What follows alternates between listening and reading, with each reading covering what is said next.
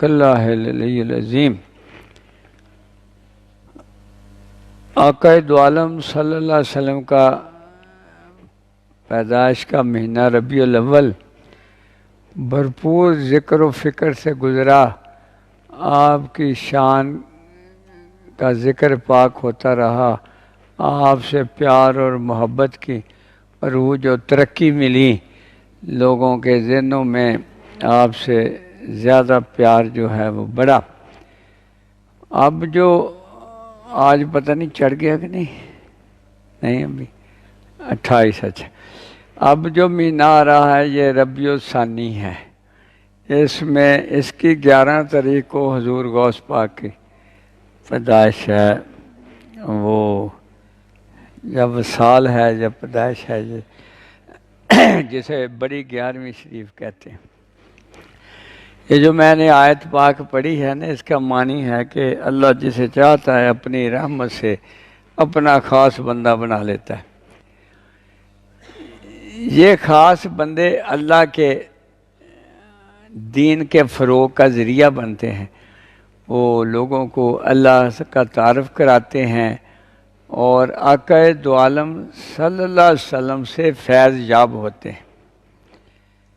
یعنی جتنے بھی اللہ کے خاص ہیں وہ پہلے حضور پاک صلی اللہ علیہ وسلم کی بارگاہ سے خاص ہوئے، وہاں مقبول ہوتے ہیں، پھر اللہ پاک انہیں مقبول کرتے ہیں۔ مقصد سارا یہ ہوتا ہے کہ وہ شمع حق جو آقا پاک لے کے آئے اس کو روشن رکھا جائے، تاکہ انسانیت جو نفس اور شیطان کے چنگل میں پھنسی ہوئی ہے اس کو نکال کر کے آقا دو عالم صلی اللہ علیہ وسلم کی غلامی میں دیا جائے۔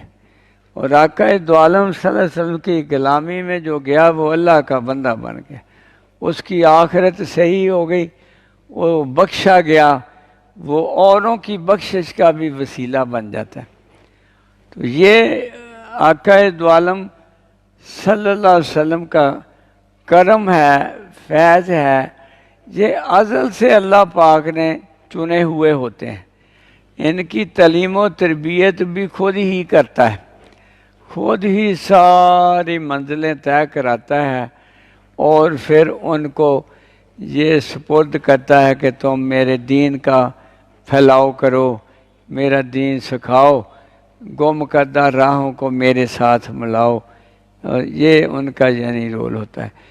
تو اس میں بہت بڑا مقام جو ہے، جو سردار ہیں اولیاء کرام کے، وہ حضور غوث پاک، کل اولیاء کرام کے سردار ہیں۔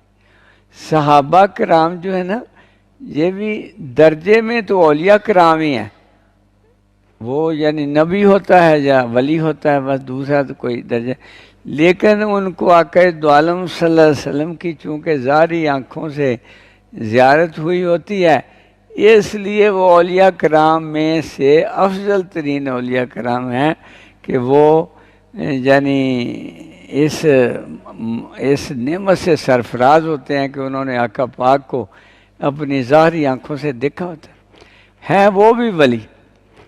ابھی حضور غوث پاک کو 401 ہجری میں پیدا ہوئے ہیں، یعنی حضور پاک صلی اللہ علیہ وسلم کے 400 سال بعد۔ 400 سال میں بہت زیادہ دین میں خرابیاں آ گئی ہوئی تھیں، خلافت کی جگہ بادشاہت آ گئی تھی، اور بادشاہ جو ظلم و ستم کرتے ہیں وہ سارے آگے ہوئے تھے، شرابیں چلتی تھیں، کباب بھی چلتی تھے، زنا، سارے بالکل جو آج حالات ہیں نا، ایسے بگاڑ پیدا ہو گیا ہوا تھا۔ تو اللہ پاک کا کہتے ہیں کہ ایک نظام ہے کہ ہر صدی کے شروع میں یا صدی کے وہ آخر میں ایک مجدد پیدا کرتا ہے۔ مجدد کا معنی ہے جو دین کو سنبھالا دے، جو کچھ میں کمزوری آ گئی ہے اس کو دور کر کے دوبارہ حضور پاک صلی اللہ علیہ وسلم کے نقش قدم پہ چلا دے۔ تو حضور غوث پاک جو ہیں وہ 5ویں صدی کے مجدد ہیں.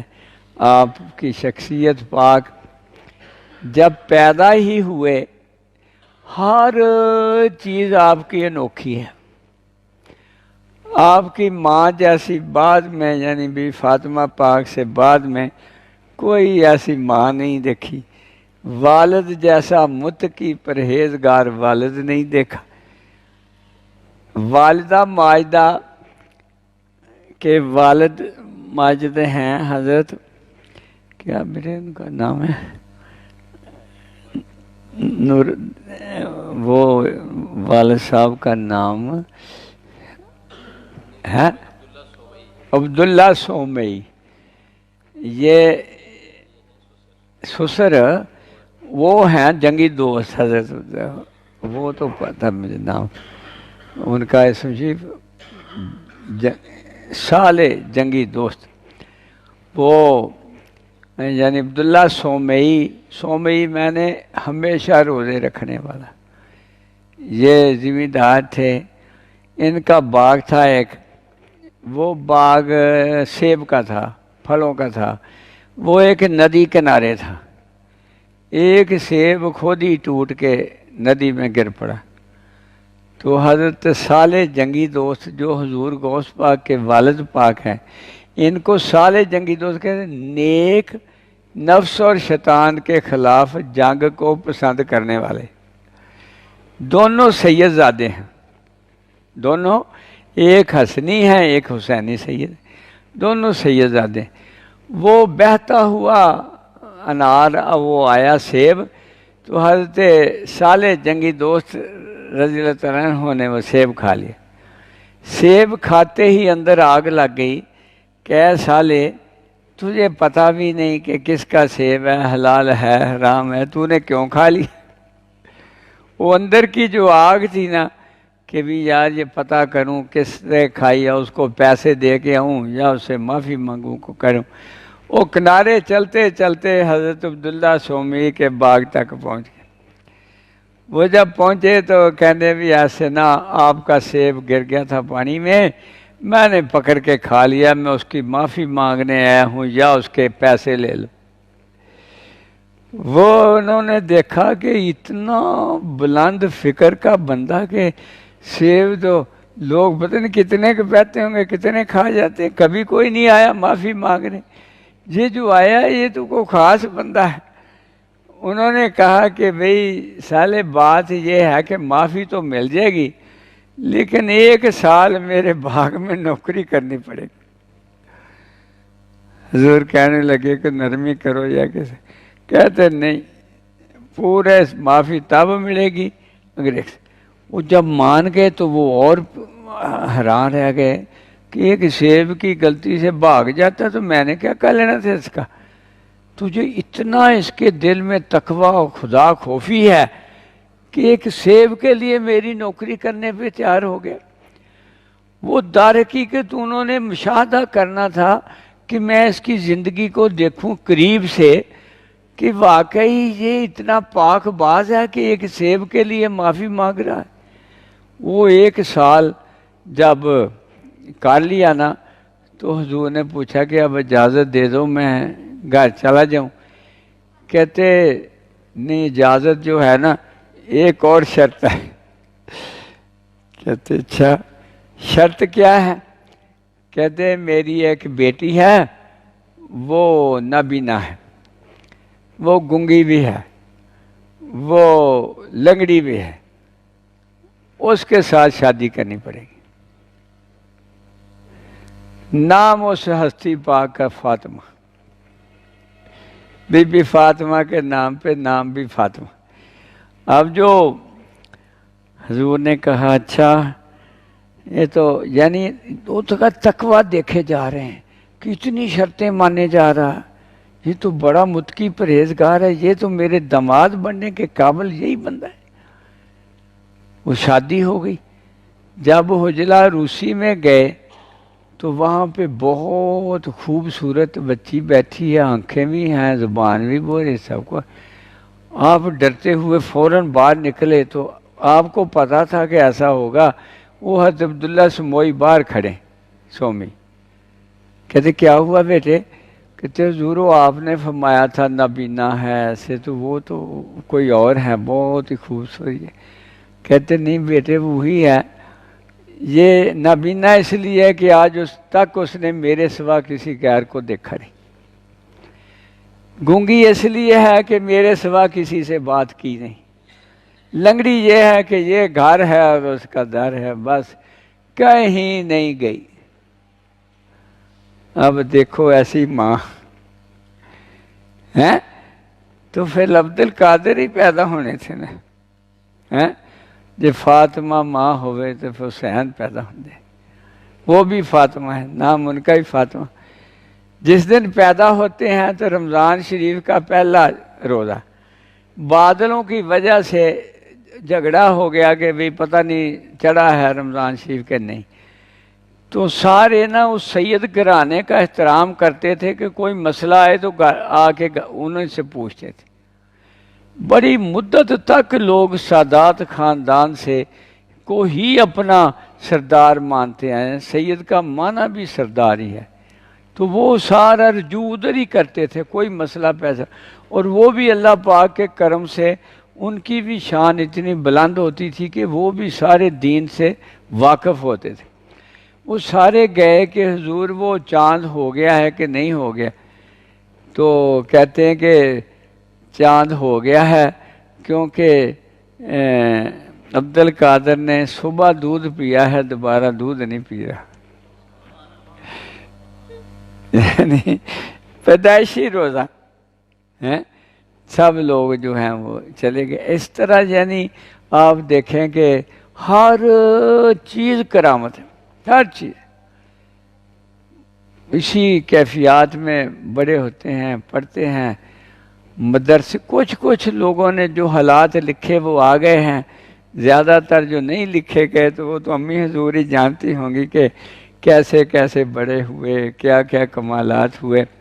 جب مدرسے میں پڑھنے بھیجا نا تو آپ فرماتے ہیں کہ میرے ساتھ نا کوئی مخلوق وہ سب کو کہے وہ پرے ہو جو محی الدین کو جگہ دو۔ محی الدین کے معنی دین کو زندہ کرنے والا، کہ رستہ دو، ایسے جگہ دو بچوں، محی الدین کو جگہ دو۔ تو حضور سنتے ہیں آواز کی، یہ کہتے ہیں جب بچوں کے ساتھ کھیلتے ہیں پھر آواز آتی ہے عبد القادر میں نے تجھے کھیلنے کے لیے نہیں پیدا کیا۔ وہ روتے ہوئے گھر آ جاتے، امی کی گوشت میں آتے، کہتے امی مجھے ایسا آواز آتی ہے، پھر چلے۔ بہرحال ایسے کرتے کراتے تھوڑا بڑے ہو گئے تو والد کا جو کھیتی باڑی کا کام تھا، بیلوں کی جوڑی کو جوت کر کے چلے تو دونوں بیل راستے میں پیچھے کو منہ کر کے کہتے عبد القادر تجھے اللہ نے ہل جوتنے کے لیے نہیں پیدا کیا۔ تو پھر دل پہ بہت چوٹ لگی، وہ چوٹ لگی تو جا کے امی کے پاس روئے کہ امی میری یہ کیفیت ہے، میں کیا کروں، آپ مجھے اجازت دے دیں میں بغداد شریف جا کے دین سیکھوں۔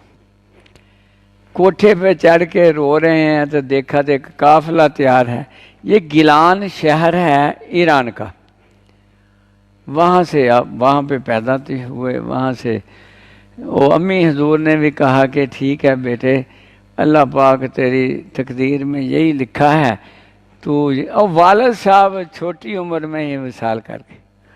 زیادہ تر اولیاء کرام کی، بابا فرید کے ساتھ بھی یہی ہوا ہے، نظام الدین اولیاء کے ساتھ بھی یہی ہوا ہے، اور بھی بے شمار کے والدہ نے ہی پڑھا ہے، حضرت سلطان العارفین کو بھی والدہ نے ہی پڑھا ہے۔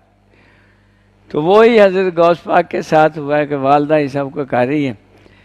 وہ بچائے ہوئے کچھ دینار وغیرہ جو سکہ تھا وہ آپ نے اندر کپڑے کے سی دیے کہ یہ وہاں استعمال کر لینا۔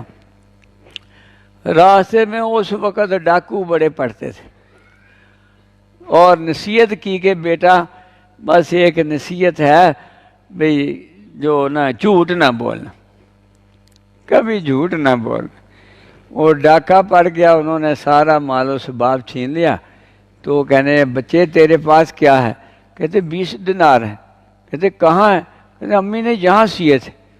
کہتے لوگ چھپا رہے ہیں تو بتا رہا ہے۔ کہتے امی نے کہا تھا جھوٹ نہیں بولنا۔ ان کے دلوں پہ چوٹ لگی، کہتے یہ امی کے کہے جھوٹ نہیں بولا، ہم اپنے اللہ کو نہیں مان رہے۔ وہ سارے توبہ طیب ہو کے لوگوں کا مال واپس کر دی۔ جگہ جگہ کرامت کا اظہار ہو، جگہ جگہ وہاں تشریف لے جاتے ہیں، جا کے کسی مدرسے پاک میں داخل ہو جاتے ہیں تو ہر روز آپ کی شان میں اضافہ ہو رہا ہے، ہر روز کوئی نہ کوئی معجزہ کرامت ہوتی ہے۔ وہ پڑھ رہے ہیں، پیسے ختم ہو گئے، 20 دینار نے کیا کرنا تھا، وہ ختم ہو جاتے ہیں تو پھر مانگتے کسی سے نہیں۔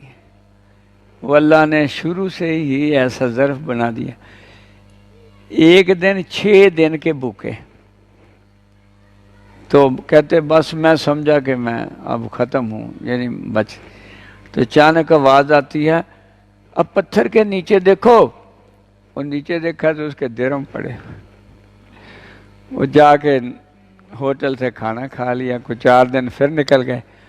پھر کہتے ایک دن ایسے ہی ہوا، بہت لاغر مرنے کے قریب، تو آواز آتی ہے فلان ہوٹل والا آپ کا انتظار کر رہا ہے۔ وہ اس کے پاس گئے تو کہتے عبدالقادر اتنی دیر لگا دی، میں صبح سے آپ کا انتظار کر رہا ہوں۔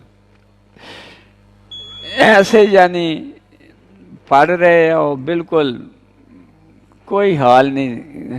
یہ اللہ پاک کا پروگرام تھا کہ ان کیفیات سے گزار کر کے میں اتنے بڑے ولیوں کے سردار کی تعمیر کر لوں۔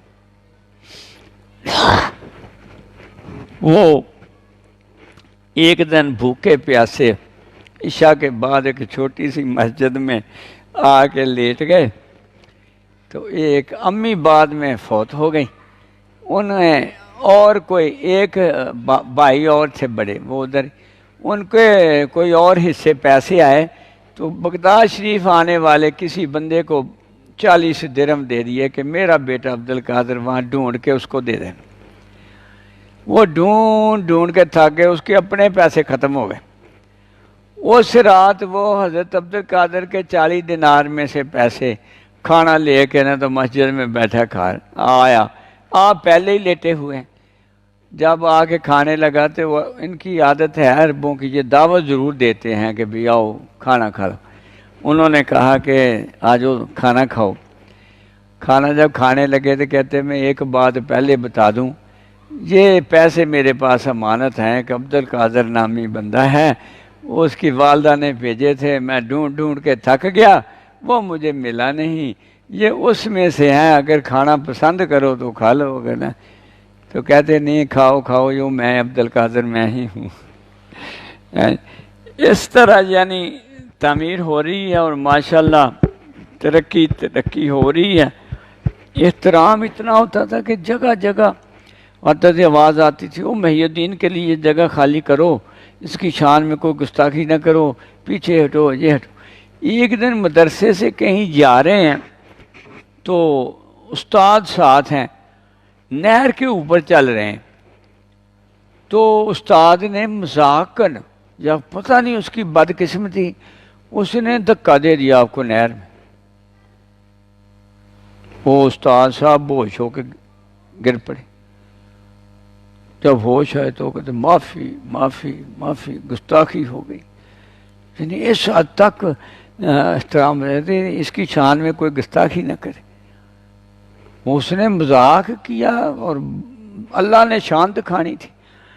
پھر جب بڑے ہوئے تو سبقات میں بھی آگے آئے۔ اب استاد صاحب نے کوئی تشریح کرنی تو انہوں نے کہنا کہ حضور اس کی یہ تشریح بھی ہو سکتی، تو استاد نے کہنا یہ تیری تشریح زیادہ صحیح ہے، میری تشریح تو جو ہے وہ نہیں۔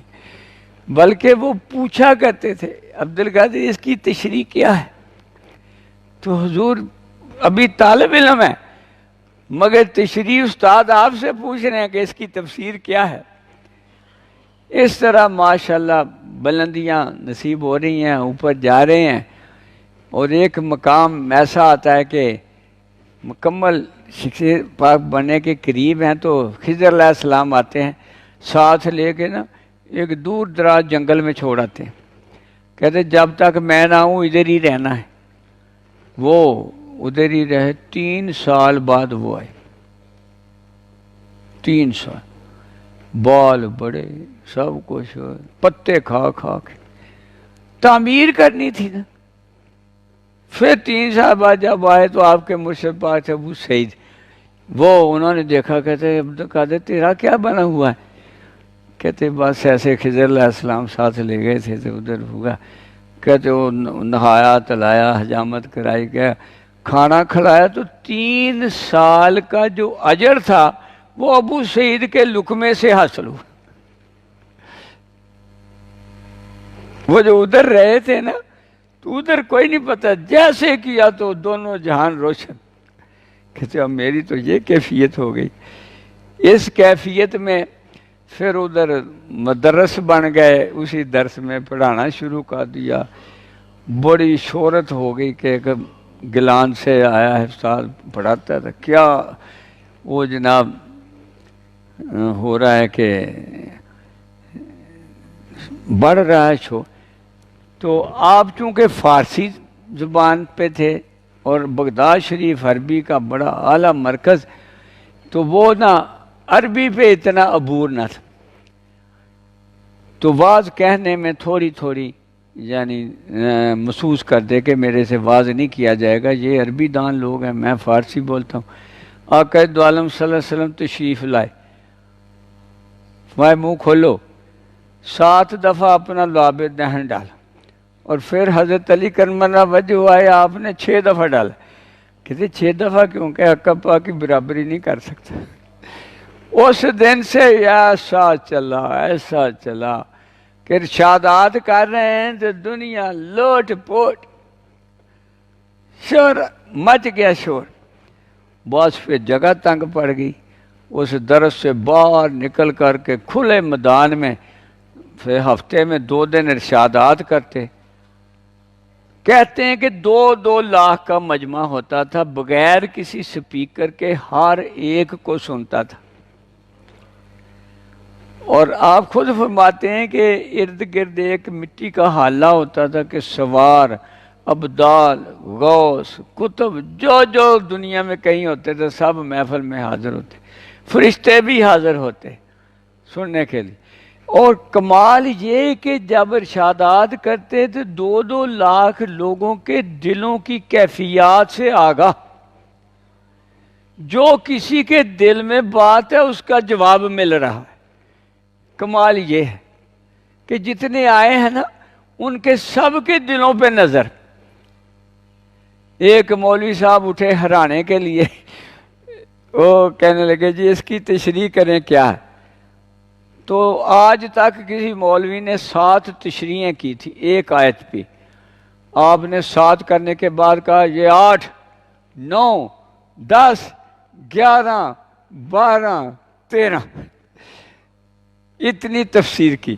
اس نے پگڑی لا کے قدموں پہ رکھ دی کہ عبد القادر تیرے فہم کے ساتھ کوئی نہیں مل سکتا۔ یہ اللہ پاک کا دین، یہ آقا دو عالم صلی اللہ علیہ وسلم کی دین کہ آپ نے آپ کے ذریعے دین کا فروغ کرنا تھا۔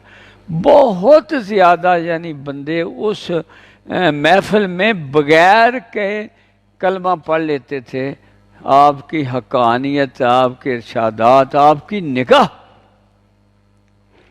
4 بندے آ گئے اور مولوی سے، انہوں نے کہا کہ تو یہ سوال پوچھنا، تو یہ سوال پوچھنا، تو یہ پوچھنا، تو پوچھنا، ہرانا ہے کسی طرح۔ حضور نے ایک نگاہ ڈالی تو چاروں تڑفن لگ پے، ماں نے سر ادھر ادھر کر دے، پگڑیاں لیا آ کے قدمہ چ ڈگ پے۔ آپ نے ایک ایک کے سوال سنے بغیر جوابات دے دی۔ جب ان کی پگڑیاں واپس کرنے لگے نا تو ایک اس میں دوپٹہ، کہتے یہ دوپٹہ مجھے دے دو، یہ میری مرید نے گیلان سے پھینکا۔ ابھی ہاتھ بڑھا کے اٹھا لے گی. اور حضور حیتی آپ کے بڑے پیارے مرید ہیں، وہ جب آپ منبر پہ تشریف فرما ہوتے نا تو وہ نیچے قدموں کو پکڑ کے بیٹھے رہتے. ایک دن حیتی کی آنکھ لگ گئی، آنکھ لگی تو آقا دو عالم صلی اللہ علیہ وسلم تشریف لے. حضور غوث پاک ممبر سے اٹھ کے کھڑے ہو گئے، اور جب آنکھ کھلی تو حیتی کہ وہ حضور آپ کھڑے کیوں ہیں؟ کہتے میں تیرے لیے نہیں کھڑا، وہ جو تیری خواب میں آیا اس کے لیے کھڑا. یہ یعنی بلند مقام تھا. اور ایسے یعنی آپ کی شخصیت کے میں بالکل ابتدائی باتیں آپ کو یعنی سنا رہا ہوں جو آپ کو یعنی سمجھ آ جائیں. آپ اللہ پاک کی جلال و کبریائی کا مظہر اور آقا دو عالم صلی اللہ علیہ وسلم کی رحمت للعالمین کا مظہر. یعنی اندازہ کریں تھے بھی ایک بندہ ہے اس کو دوران محفل پیشاب آ گیا. اب 2 لاکھ کا مجمع اٹھ کر کے جانا کوئی بات تو تھوڑی تھی. 2 لاکھ آبادی ہوگی وہ اپنے بورے والے کی، اکٹھی کی جائے نا تو شاید 10-15 ایکڑ میں پورے آئیں گے. ایسے ہی ہے 2 لاکھ بندے کا بیٹھنا کوئی تھوڑا بڑا، یہ اندازہ ہی ہے، کسی نے گنی تو نہیں نا. لوگ کہتے تھے کوئی 70,000 کا معنی ہوتا ہے جو گنے نہ جا سکے، لامحدود. تو وہ بیٹھا نا، اچانک اس کو غنودگی طاری ہوئی، اٹھایا تو وہ محفل سے باہر ایک چشمے کے پاس اس نے اپنے گھر کی چابیاں تھی وہ جیسے نکالی، وہاں پیشاب کیا، وضو کیا، دوبارہ پھر غنودگی آئی تو واپس ادھر. اب وہ گھر گیا تو چابیاں ادھر ہی بھول گئے. جب محفل ختم ہوئی گھر گیا تو چابیاں کا یاد ہی نہ رہا کہ ادھر رکھی تھی. پھر جا کے وہاں سے چابیاں اٹھا کے لایا. یہ تصرف آپ کا. اور آپ نے فرمایا جب بھی جس عمر میں بھی کوئی مجھے اپنا مرشد مانے میں اس کو مرید کرتا ہوں، وہ میرا مرید ہے. اور اگر اس کو کوئی کام ہو عراق کی طرف 11 قدم کر کے میرے سوال کرے، میں عبد القادر اس کا سوال حل کروں گا. یہ شان ہے. وقت بہت زیادہ ہو گیا. وما لنا الا البلاغ المبین.